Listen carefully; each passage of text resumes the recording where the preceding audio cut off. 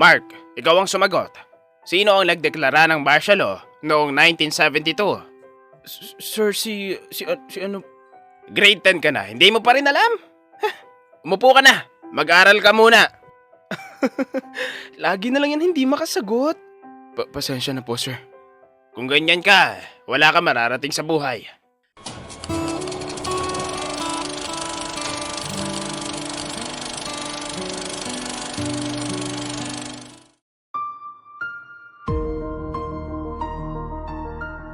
Sa isang pampublikong high school sa probinsya, kilala si Sir Alan bilang mahigpit na guro sa grade 10 araling panlipunan.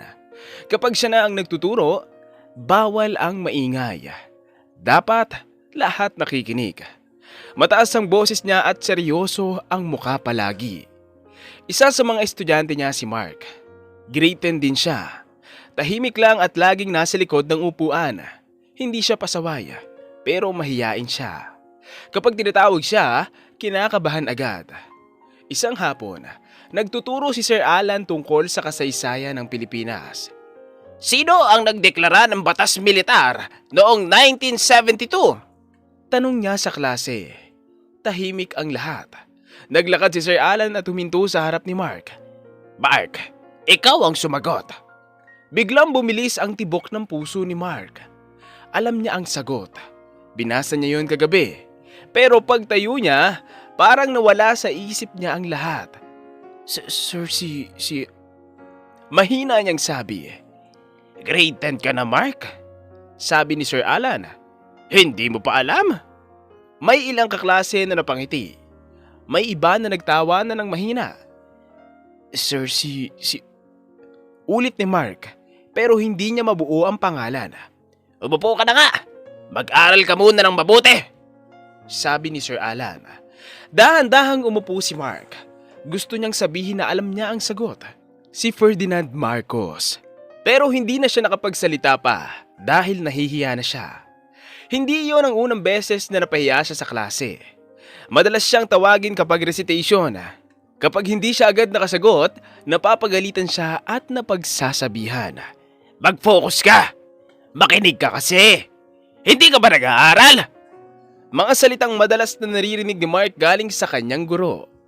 Sa mga salitang yun, ay lubhang nasaktan si Mark. Gusto niyang sumagot ngunit napapangunahan siya ng kaba at kahihiyan. Pag-uwi niya sa bahay, hindi siya agad nagpapahinga.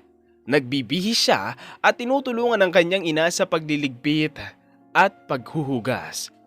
Ma, ako na po dito. Sabi niya habang inaabot ang mga plato. Salamat anak, magpahinga ka sana. Sagot ng kanyang ina. Pagkatapos nilang maglinis, sabay silang nag-igib ng tubig dahil malayo ang pinagkukunan nila. Ang bigat po ma. Mahina niyang sabi habang binubuhat ang balde.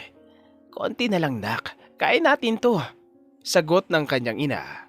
Pag-uwi, inaayos nila ang tubig at mga gamit. Pagod na si Mark pero susubukan pa rin niyang magbukas ng libro at mag-aral kahit sandali lang. Hindi pa umaabot ng 30 minuto, napapikit na siya sa sobrang pagod at madalas ay nakakatulugan na niya ang libro. Kinabukasan, papasok uli si Mark sa paaralan. Alam na niya sa sarili niya na baka mainit na naman ang ulo ni Sir Alan pag may mali siya o hindi agad makasagot. Sanay na siya sa ganung sitwasyon. Madalas na rin niyang marinig ang mga salitang masakit kapag natatawag siya sa klase. Pero kahit ganoon, tahimik lang siyang nakikinig at umuupo ng maayos. Ano Mark? Wala pa rin pumapasok sa utak mo? Minsan ay naririnig niyang sabi ni Sir Alan kapag hindi siya nakasagot. Yumuyuko lang si Mark at sumasagot ng mahinahon. Pasensya na po sir. Kahit may mga paboritong estudyante si Sir Alan na mas madalas tawagin at bigyan ng pagkakataon, hindi na lang ito pinapansin ni Mark. Masakit man, tinatanggap niya na may ganun talaga sa klase. Hindi rin niya sinasabi sa kanyang ina ang tungkol sa nararanasan niya sa paaralan. Alam niya na kapag nalaman ito ng kanyang ina, tiyak na magagalit at kakausapin agad ang guro. Ayaw niya ng gulo. Ayaw niya na may mas malaking problema pa na mangyari dahil sa kanya. Kaya sa halip na magreklamo, Tahimik na lang niyang tinitiis ang mga salita at mas lalo na lang siyang nagsisikap mag-aral sa kabila ng lahat. Lumipas ang ilang buwan at dumating ang araw ng kuhanan ng report card. Pinapunta ni Mark ang kanyang ina sa paaralan para pirmahan ang kanyang card. Magkasama silang pumunta sa classroom at inabot ni Mark ang report card sa kanyang ina. Habang tinitingnan ng kanyang ina ang mga grado, napakunot ang noo nito. Abay, bakit puro mababa at may mga palako lang nakalagay dito, nak? Sabi ni Aling Mary na halatang nagulat. Nagulat din si Mark. Alam niya na kahit hindi siya nakakakuha ng mataas na puntos sa recitation, maganda naman ang mga score niya sa exam at ibang gawain. Mataas po ang mga score ko sa test. Hindi po dapat ganito kababa. Sabi niya ng mahina.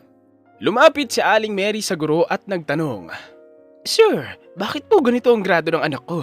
Maayos naman po ang mga test niya. Bakit may mga palakola? Sumagot si Sir Alan. Ma'am, kasama po sa grading ang paglahok sa klase. Madalas, hindi nakakasagot ang anak ninyo sa recitation, kaya bumababa ang grado. At isa pa, hindi rin po siya nakakapag-ambag sa classroom funds. Biglang sumeryoso ang mukha ni Aling Mary. Sir, paano po naging parte ng grado ang classroom funds? Ang anak ko po ay pumapasok para mag-aral, hindi para obligahin sa pera. Kung may ambag man o wala, hindi po dapat kasama yan sa pagmamarka. Ma'am, kailangan po kasi ng tulong ng klase para sa mga gastusin. Sagot ni Sir Alan. Medyo napataas ang boses. Pero hindi po tama na isama yun sa grado. Mabilis tutugon ni Aling Mary. Nakikita ko po na nagsisikap ang anak ko sa mga test at gawain, pero parang hindi po nabibigyan ng halaga. Hindi ko po matatanggap to, sir. Mabuti pa, pumunta tayo sa office para maliwanagan talaga.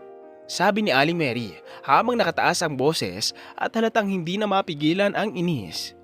Ma'am, kung gusto nyo, pwede tayo pumunta sa office, pero ito po ang basehan ng grading. Sagot ni Sir Alan. Seryoso ang muka at medyo napataas din ang boses. Basihan? Sir, nakikita ko po na maayos ang exam ng anak ko. Bakit parang ang dami niyang palakol? Tapos, isinama pa yung hindi pag-ambag sa kung ano-ano. Diretsong sabi ni Aling Mary. Kasama po talaga sa performance ang participation at ibang requirements. Sagot ng guro. Hindi po tama na parang napaparusahan ng bata dahil lang hindi siya nakakasagot agad. Pumapasok po yan para mag-aral. Napatingin ang ibang estudyante sa kanila at tahimik ang buong silid. Nay, tama na po.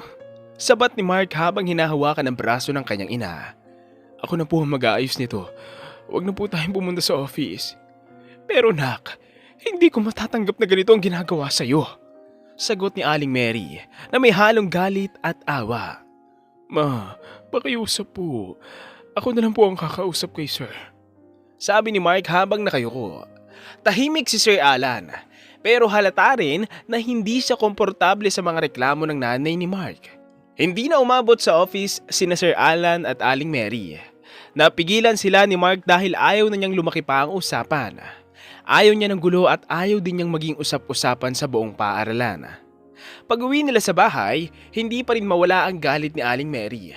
Habang nag-aayos siya ng mga gamit, halata na mabigat pa rin ang loob niya. Hindi tama yung ginawa sa'yo, sabi niya. Hindi ko matatanggap yung grado mo. Tahimik lang si Mark.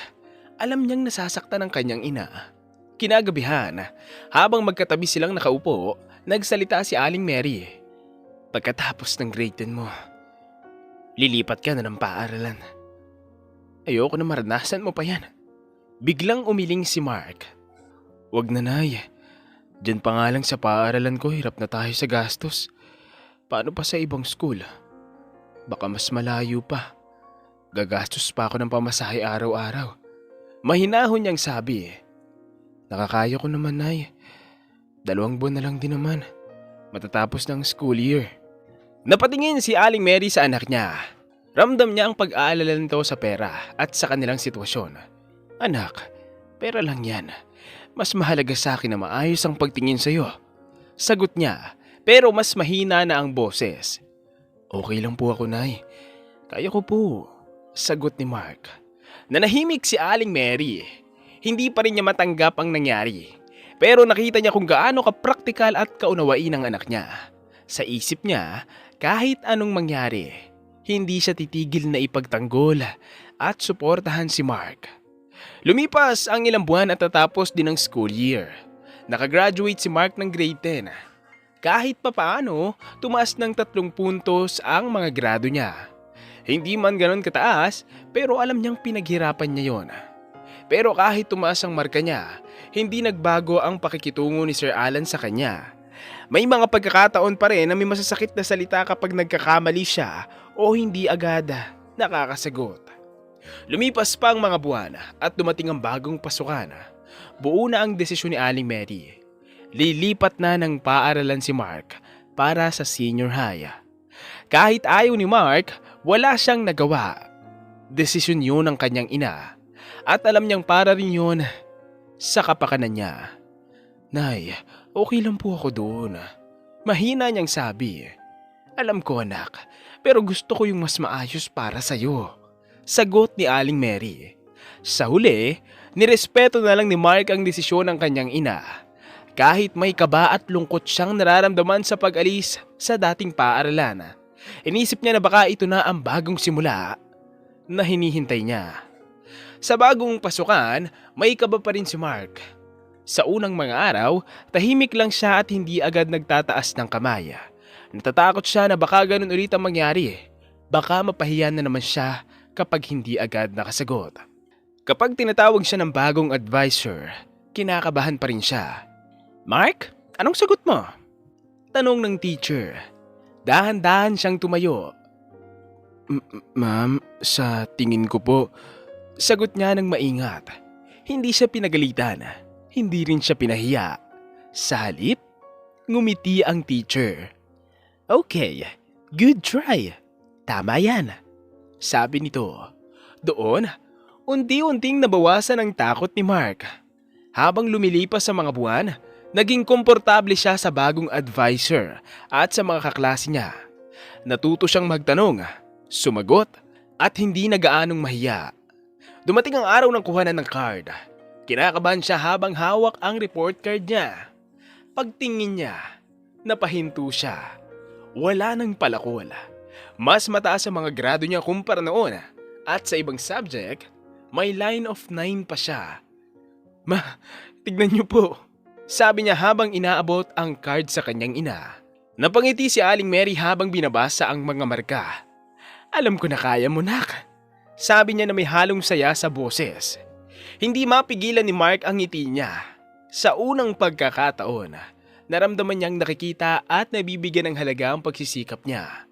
Lumipas ang mga taon at nakagraduate si Mark ng grade 12. Masaya ang araw na yun, pero kasabay ng saya ay ang bagong hamon. College na. Habang nakatingin siya sa kanyang diploma, napaisip siya. Nakikita niya kung gaano nahihirapan ang kanyang ina sa gastos pa lang noong senior high siya. Mas lalo pa kaya sa college? Isang gabi, kinausap niya ang kanyang ina. Nay, baka hindi na lang po ako mag-college. Magtatrabaho na lang po ako para makatulong. Mahina niyang sabi. Biglang napatingin si Aling Mary sa kanya. Anak, pangarap mo yan. Hindi pwedeng dito ka na lang titigil. Sagot nito. Pero nay, ang gastos po. Gagawa natin ang paraan. Ayoko na ihinto mo ang pag-aaral mo dahil lang sa pera. Matatag na sabi ng kanyang ina. Wala siyang nagawa. Alam niyang gusto ng kanyang ina na makapagtapos siya. Kaya nag-isip siya ng paraan. Nag-apply siya bilang waiter sa isang maliit na restaurant malapit sa kanila. Mabuti na lang, natanggap siya bilang working student. Simula noon, maaga siyang pumapasok sa school at pagkatapos ng klase, diretso siya sa trabaho. Naka-uniform sa umaga, naka-apron sa gabi. Pag-uwi niya sa bahay, minsan ay hating gabi na. Pero bubuksan pa rin niya ang notebook niya para mag-review kahit saglit. Anak, magpahinga ka muna. Sabi ng kanyang ina kapag nakikita siyang antok na. Okay lang po, nay. Kaya ko pa po. Sagot niya kahit ramdam na niya ang pagod. Hindi siya tumigil kahit mahirap. Palagi niyang iniisip ang future niya. Iniisip niya ang araw na makakatapos siya at maibibigay niya sa kanyang ina ang mas maayos na buhay. Sa bawat pagod, isang bagay lang ang malinaw sa kanya. Hindi siya susuko, lalo na para sa taong hindi rin sumuko sa kanya. Sa bawat araw ng pasok at trabaho, hindi na namalayan ni Mark ang paglipas ng panahon. Ilang taon na pala siyang working student. Sa umaga, estudyante, sa gabi ay waiter. Paulit-ulit ang routine niya. Pero hindi siya sumuko. Isang araw, habang nakatingin siya sa calendar ng school, napansin niya na malapit na pala ang graduation nila. Parang kailan lang. Nagsisimula pa lang ako. Sabi niya sa sarili habang hawak ang mga requirements niya. Lumipas ang ilang buwan at dumating ang pinakahihintay niyang araw. Nakapagtapos siya ng college. Natapos niya ang kursong education, ang kursong pinili niya dahil gusto niyang maging guro balang araw. Sa araw ng graduation, kasama niya ang kanyang ina. Nay, natapos din po. Sabi niya habang hawak ang diploma. Proud na proud ako sa iyo, anak. Sagot ni Aling Mary na may luha sa mata. Lumipas pa ang mga taon at natupad ang pangarap niya. Naging guro na siya. May sarili na siyang advisory class. Araw-araw siyang nakatayo sa harap ng mga estudyante. Nagtuturo at gumagabay. Pero iba siya magturo. Kapag may hindi agad makasagot, hindi siya nagagalit. Okay lang, subukan mo lang. Mahinahon niyang sabi sa isang estudyante minsan. Kapag may mahiyain, binibigyan niya ng oras. Hindi niya naisip na gumanti o gawin sa mga estudyante niya ang naranasan niya noon kay Sir Alan. Sa halip, ginawa niyang aral ang kanyang nakaraan. Habang nagtuturo siya, minsan napapaisip siya. Ganito pala ang pakiramdam na may pagkakataong magbago ng buhay ng isang bata. Bulong niya sa sarili. Sa bawat klase, dala niya ang alaala ng dating si Mark. Yung tahimik, laging kinakabahan. At dahil doon, mas pinili niyang maging guro na nagbibigay lakas ng loob at hindi takot. Lumipas ang ilang taon habang patuloy si Mark sa pagtuturo. Masaya siya sa pagiging guro. Pero may isang bagay na unti-unting nabuo sa isip niya. Isang hapon, habang nag-aayos siya ng mga papel sa faculty room, napaisip siya. Hanggang dito na lang ba ako?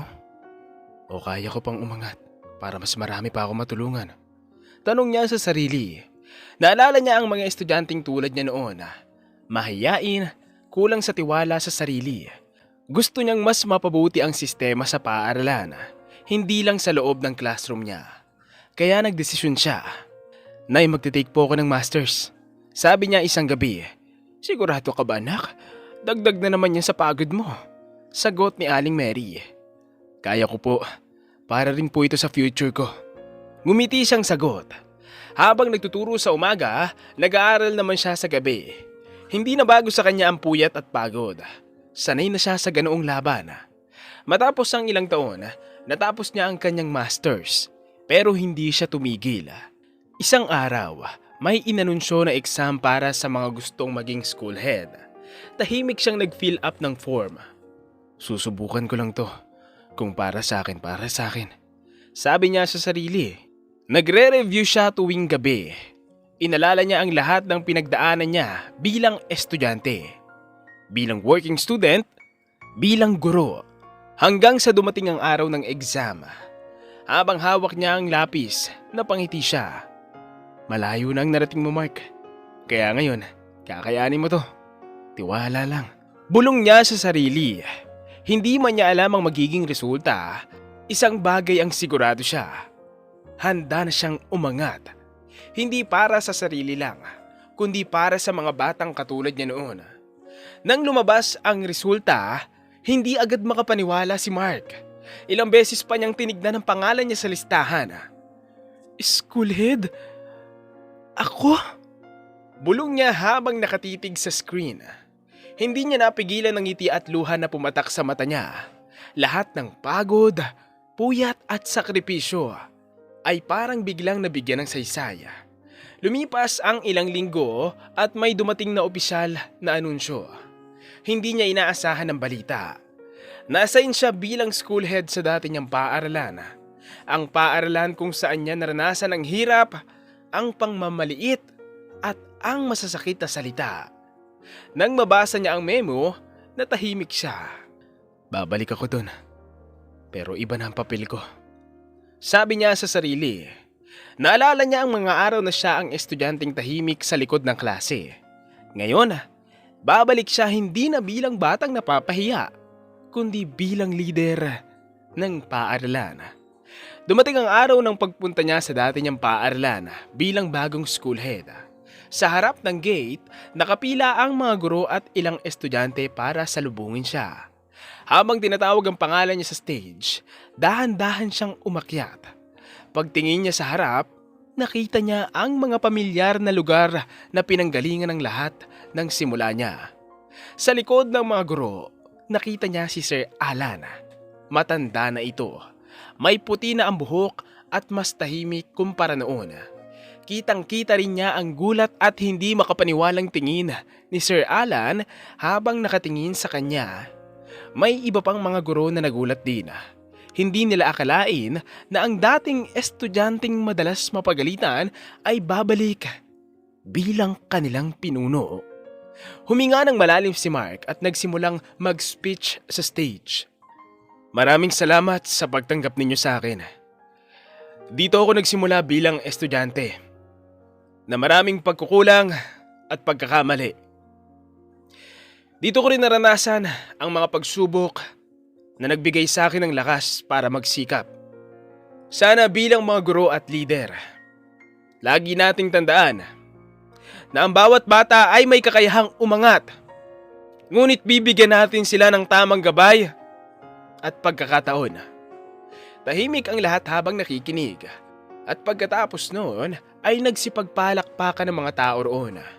Matapos ang event, habang unti-unting nauubos sa mga tao sa paligid, lumapit si Sir Alan kay Mark matapos ang event. Tahimik siyang nagsalita. Mark, alam kong nagkamali ako noon. Maraming beses na mali ang naging trato ko sa'yo. Pasensya na. Sana mapatawad mo ako. Tahimik si Mark saglit. Makikita sa mukha ni Sir Alan ang pagsisisi. Sir, matagal na pong nakaraan yun. Sagot ni Mark ng mahinahon. Marami po akong napulot na aral sa mga nangyari. Huminga siya ng malalim bago nagpatuloy. Salamat po kahit papaano. Pero sana po ngayon, mas maingat na ang pagtrato ninyo sa mga estudyante. Sana, hindi na nila maranasan yung naranasan ko noon. Napayuko si Sir Alan at tumango. Oo, may natutunan din ako sa mga nangyari. Maraming salamat, Sir Mark. Nagkaroon ng sandaling katahimikan sa pagitan nila. Hindi man mabubura ang nakaraan. Nagkaroon sila ng pagkakataon na mag-usap ng maayos at magkaintindihan. Sa pagkakataong yun, hindi nagalit ang nangingibabaw, kundi pag-unawa at pag-asa na mas magiging maayos ang susunod na henerasyon ng mga estudyante. Walang pangarap na hindi kayang maabot basta may sipag, tiyaga at tiwala sa sarili. Kahit may mga taong minamaliit o hindi naniniwala, hindi dapat sumuko. Lahat ng pinagdaanan ay maaaring maging dahilan para mas maging mabuting tao at mas mabuting leader sa hinaharap. Huwag hayaang bumagsak tayo dahil lang sa masasakit na salitang natatanggap natin. Subalit gawin itong lakas para umangat at magtagumpay. At hanggang dito na lang ang magandang storyang ito.